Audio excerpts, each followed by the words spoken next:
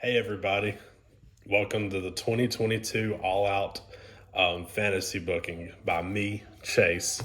We've already got Caleb's on the YouTube. Go give it a check when you get a chance. Sean should be coming up here pretty soon. But just keep in mind, guys, that these are just our fantasy bookings here at the Penny Predicament. Doesn't mean they're necessarily going to happen. These are just kind of what we would book things to be if we were in Tony Khan's shoes.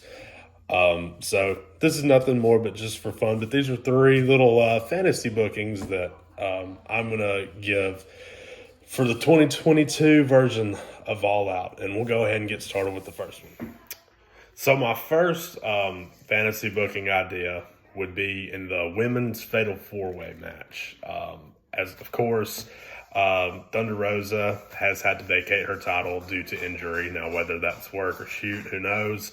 Apparently, she's been working with some bulging discs, so if that's the case, we of course hope that, it's a speedy recovery. But to say that her world title reign has been rough would be a nice way to put it. Incredible in the ring, but I just think it's kind of been a lackluster title reign. So we move to the women's AEW Interim World Championship match, which is a Fatal 4-Way between Britt Baker, DMD, Jamie Hayter, Toni Storm, and Hikaru Shida. So the four women are all excellent competitors. I think it's going to be a fantastic match. But this is the way I see it going down, or how I would book it. So throughout most of the match, we see Jamie Hayter and Britt Baker teamwork, doing tag team maneuvers, just going to town on Shida and Toni Storm. I see that happening for the majority of the match. But once we get to the very end, we're going to see Shida knock Britt Baker to the outside. Then we're going to see Jamie Hayter knock Toni Storm to the outside, which leaves us with Shida and Hayter. They have a great back and forth, flurry of offense and exchanges, reversals thrown in there between each woman. But then Hayter's going to hit her finisher on Shida. And as soon as she goes for the pinfall, bam, Britt Baker comes in, tosses her to the side. And as soon as Britt is about to cover Shida for the 1-2-3, in comes Toni Storm. And Toni Storm hits Storm Zero on Britt Baker and gets the 1-2-3. Now, what this is going to do is make Toni Storm the women's world champion, which was the rumor to happen to begin with before the Thunder Rosa stuff happened. But it's also going to lead to the dissolving of Britt Baker and Jamie Hayter, which has needed to happen for a while. It's obvious that they're going to break up at some point, and I think that this is going to be what is the catalyst for that breakup. So that's going to be my first pitch. That's for the women's world title. Now to my second booking. And my second booking is kind of a long story. I think it's one that's going to play out through the entirety of the Trios tournament. Now, keep in mind that when this is recorded, kind of like Caleb mentioned earlier, we haven't seen Dynamite this week. We haven't seen Rampage this week. So when you say these, you may be like, that's not even the finals. We understand. But I'm under the impression that the finals of the Trio tournament is going to be the Elite versus the Dark Order. I've kind of thought that since the brackets were released. I think that's kind of been what a lot of people thought was going to happen. So I see this being a finals between the Elite and the Dark Order. But my pitch is a long and drawn-out pitch that happens all throughout the night. I think the Trios tournament final is going to be the penultimate matchup of the night. The way that I would book it is earlier in the night, we would see backstage commotion, and we would see Hangman Page with John Silver and Alex Reynolds just standing and looking at the ground to see Preston Vance has been laid out. He can't compete tonight. The ambulance is there. They're putting him on a stretcher, and they're about to take him out of the arena. So Reynolds and Silver are just kind of beside themselves. They don't know what to do. And they've got to find a third man to be their partner for this Trios tournament final. So they beg Hangman to be their third guy. And instinctively, Hangman says no. He tells them that he can't do it, but he will 100% be in their corner. And John Silver pulls out the handkerchief that they all wore way back when Hangman was trying to make his move up the ladder, trying to get to that spot where he could compete for the AEW World Title. And he gives him that as a reminder that they've been with him through thick and thin, through wins and losses, and it's time for him to be there for the Dark Order. So kind of reluctantly, he says, "Okay, I'll do it." So that happens kind of earlier in the night, and like I said, the next to last match of the night is going to be the Trios final. It's going to be between the Elite and the Dark Order with John Silver and Alex Reynolds, and Hangman Page joins them. So throughout the match, which of course it's a great match when you have those 6 guys in it, they're going to put on a belter. But throughout the match, we start to see the Elite kind of lean into a little bit more of a heel tactic, even though they're babyface technically at this point, and of course Dark Order babyface. We see the Elite kind of play into that heel character, and it's not where they have a lot of shortcuts or cheat or anything, but it's where they're very aggressive, very violent, very physical, especially Kenny Omega. And we'll get to that in a second. So at the climax of the match, we're going to see on the outside is Hangman Page, who's laying on the side closest to the ramp. Now that will become important in a minute for obvious reason. On the inside, we see the Elite just going to town on Silver and Reynolds. And Kenny Omega is going to hit a one-wing angel on John Silver, and the Bucks hit a Meltzer driver on Reynolds, who at the time is going to be the legal man. After this happens, and they're about to go for the pinfall, Kenny's not happy. He's not satisfied, and he tells the Bucks that he wants Reynolds to be lifted up for a BTE trigger, and they hit one. And they're about to go for the pinfall again, but Kenny is still irate. He just wants to absolutely destroy the Dark Order.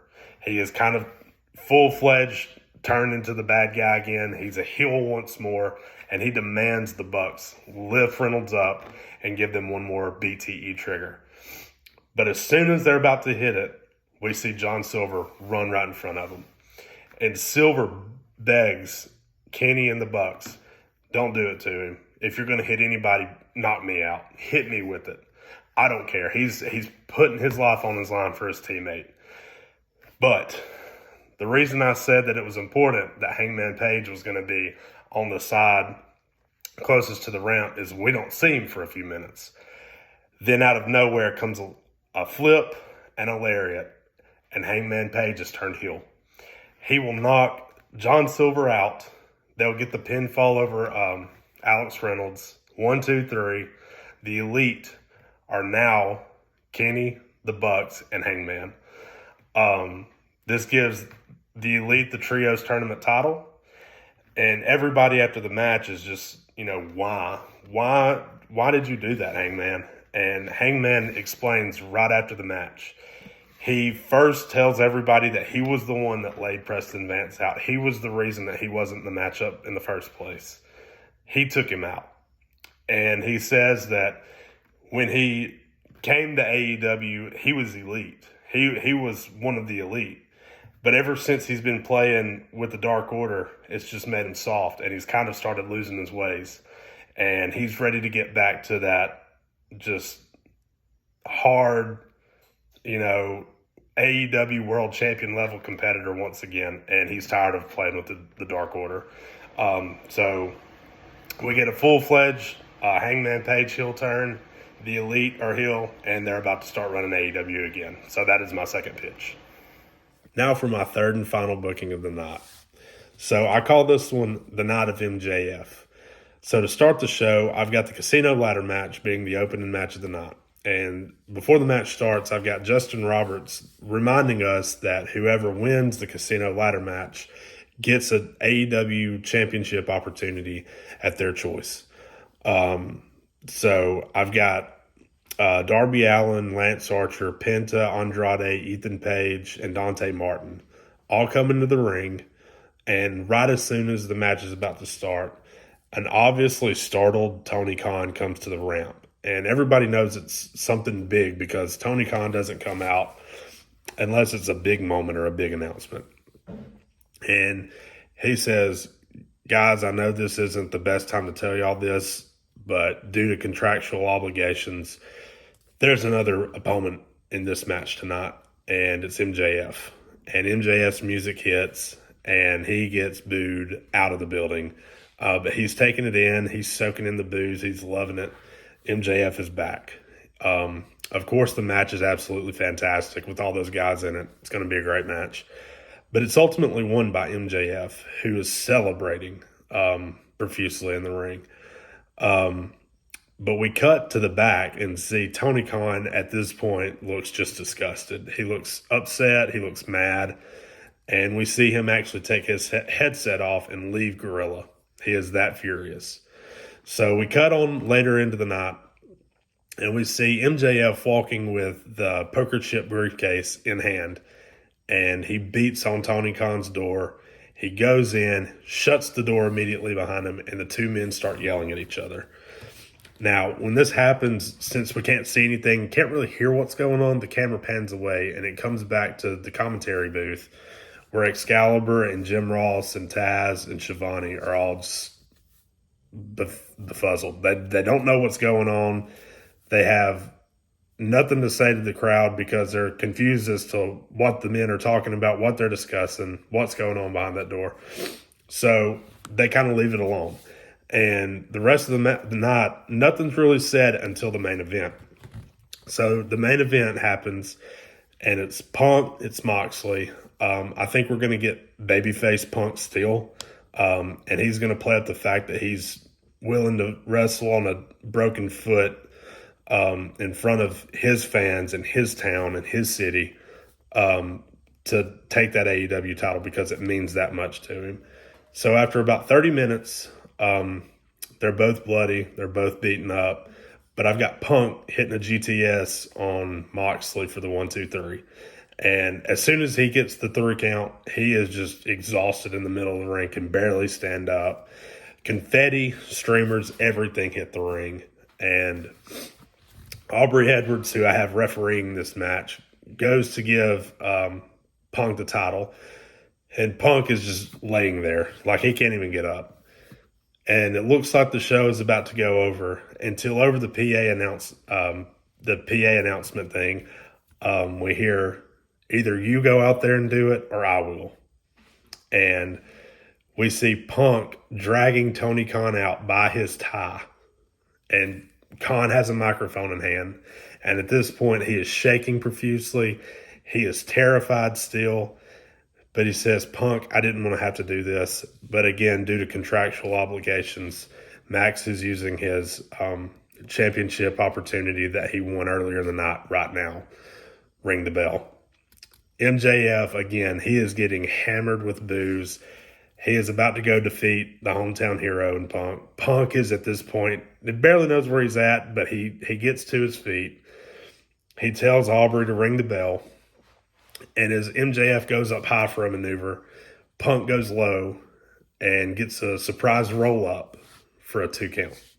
And as soon as both men get to their feet, MJF knocks Punk right over the top rope and hits the heat seeker